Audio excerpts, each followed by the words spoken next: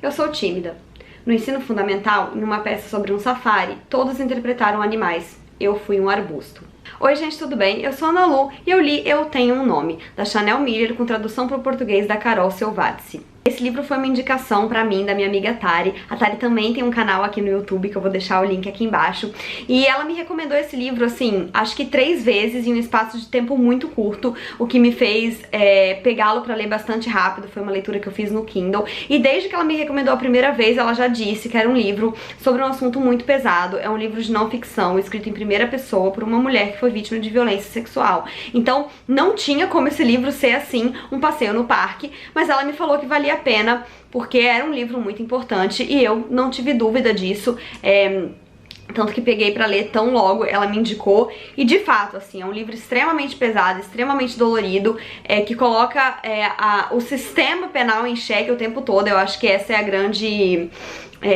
uma das grandes lições que o livro deixa, e acho que por isso ele é tão importante, de pra que serve, no fim das contas, um sistema penal, pelo menos nos moldes que ele existe, tanto nos Estados Unidos, onde se passa a história, mas faz a gente refletir muito sobre o que a gente vê acontecer aqui no Brasil também, e também, é claro, sobre como o machismo e o patriarcado ditam as regras na nossa sociedade e moldam tudo de acordo com o que é bom pra eles, né, de acordo com o que é mais fácil. Já vou deixar claro de antemão que não é um livro que dá pra recomendar pra todo mundo. Acho que principalmente uma pessoa que tenha gatilhos com violência sexual, talvez seja melhor passar longe dele, porque ele certamente vai trazer muitos gatilhos, mas de qualquer forma, pra quem tem interesse em ler sobre o assunto, eu acho que é um excelente livro sim, e hoje a gente vai conversar um pouco sobre o assunto. Bem, então como eu falei, a gente tem um livro em primeira pessoa, é a própria Chanel Miller que tá contando essa história, e ela vai, como vocês puderam perceber com a primeira frase que eu li no início do vídeo, começar se apresentando, falando um pouco sobre quem ela é e sobre a vida dela, até que ela vai chegar então no momento da violência que ela sofreu.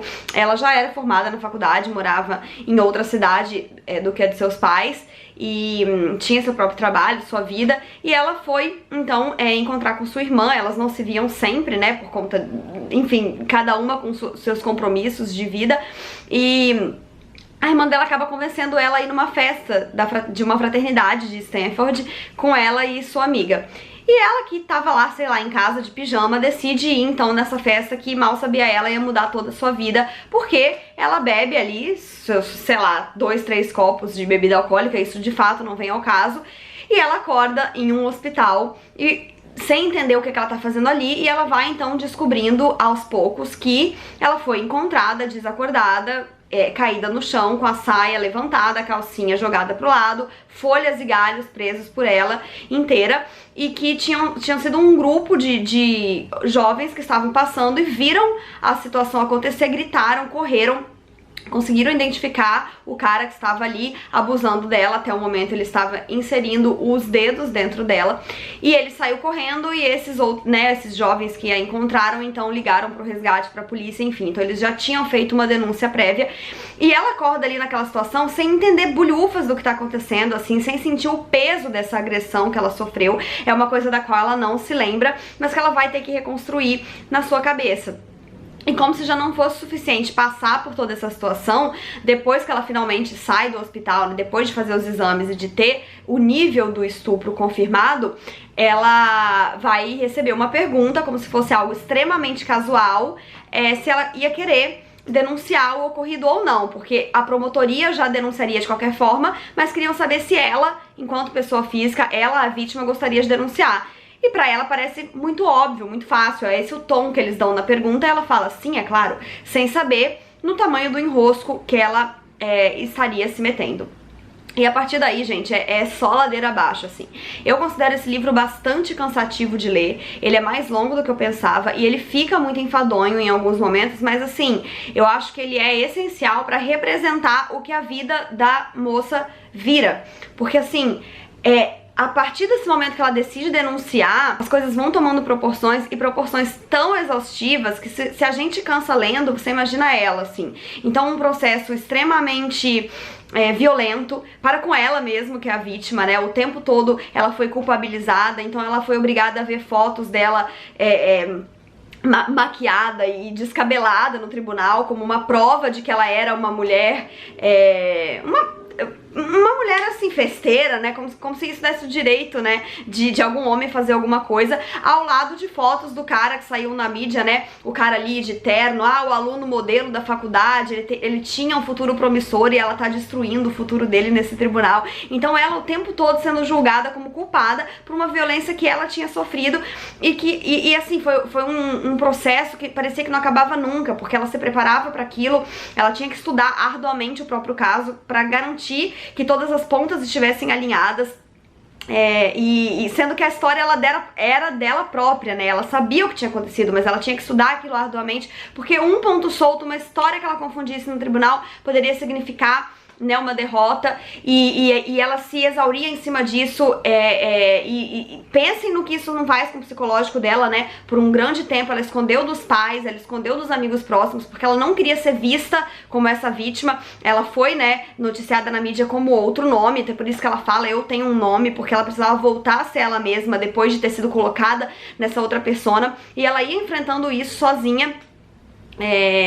E se debruçando sobre o caso enquanto ele era adiado infinitas vezes, porque o advogado da defesa sempre conseguia remarcar a audiência, e nisso foram se passando meses, anos, sem que a vida dela pudesse voltar ao normal, por causa de um dia que ela decidiu ir numa festa, sabe? Então ela parou de trabalhar porque ela já não conseguia trabalhar, ela teve que voltar pra casa dos pais porque ela não conseguia mais ficar sozinha, e a vida dela foi sendo sugada num nível, e assim, você vai lendo isso e você só tem certeza do quanto o sistema prisional é extremamente falho e de como tudo parece um grande circo onde milhares de pecinhas têm que se encaixar, e todas elas pra servir muito bem ao machismo, né? Porque assim, ela tinha um determinado tipo de roupa que ela poderia ir no tribunal pra mostrar que ela era uma menina séria, o namorado dela estar presente ajudaria, porque o tribunal, vendo que ela tinha um namorado muito gato, perceba, ajudaria a deixar mais claro o quanto ela não tinha intenção com nenhuma outra pessoa. É uma série de barbaridades que vão sendo colocadas e que você vai lendo e que parece só uma grande piada, uma grande ficção.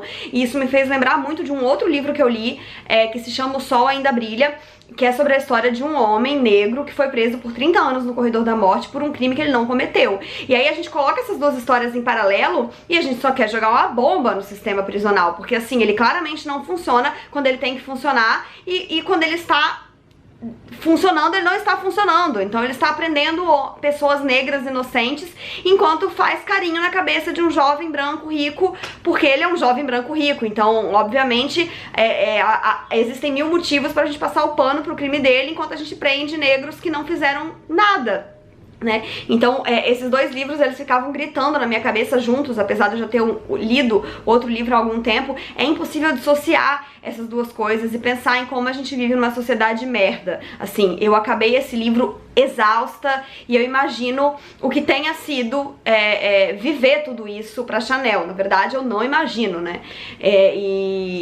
Enfim, ele é realmente um livro importante, porque a gente precisa estar ligado, a gente precisa sempre entender essa realidade, porque é só entendendo que a gente, sei lá, consegue ferramentas pra mudar ela um dia, né? Por enquanto a gente só sabe e tem raiva, mas de um em um, quando todo mundo vai sabendo, talvez possa se fazer alguma coisa, sabe? Assim, aquele tipo de livro que você pensa, ainda não sei o que posso fazer com isso, mas eu aprendi. E assim, por mais que a gente já saiba que é assim, pegar um caso desse, assim, inteirinho escrito e acompanhado praticamente do início ao fim, deixa a gente transtornado, porque ela narra com detalhes do início ao fim, as idas e vindas do processo, todas as barbaridades que foram ditas e mostradas e faladas sobre ela no tribunal, na frente dos pais, como se ela pouco valesse por ser uma mulher, e desse jeito a gente vê que na sociedade a gente não vale de nada mesmo, né?